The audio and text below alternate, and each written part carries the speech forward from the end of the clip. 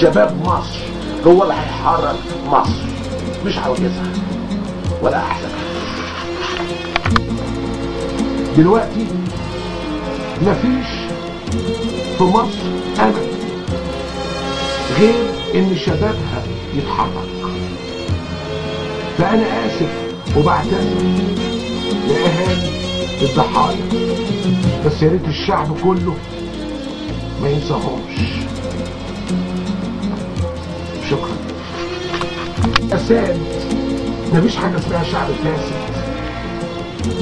في حاجه اسمها نظام فاسد بيولد فساد في الشعب. زي ما فيش طالب فاسد في مدرس فاسد. عشان كده بقول مفيش شعب فاسد، انما في نظام فاسد.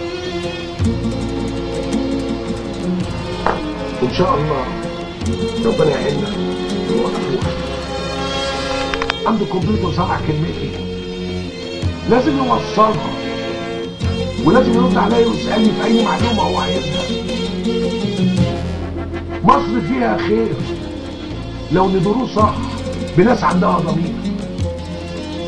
مصر ممكن ما تجوعش، ومصر ممكن تكون احسن دوله في العالم لو شعبها يقف ويبعد عن الاحزاب، ويبعد عن السياسه، ويبعد عن الانانيه، ويبعد عن السلبيه، ونلتزموا نكونوا مع بعض. لان اللي جاي محدش هيساعدنا، محدش هيساعدنا. لازم نفكر صح، ولازم نبدا نتحرك بالجد، مش بعنف، مش بمظاهرات، باسلوب تاني خالص، باسلوب الوعي واسلوب الترابط مع بعض اولا. ونبعد عن التشقق، ونبعد عن الانانيه، ونبعد عن السلبيه. دي مسؤوليه الناس اللي بتتفرج اللي عندها كمبيوتر. انا مستعد اديكم اي معلومات واي اجابه لاي سؤال.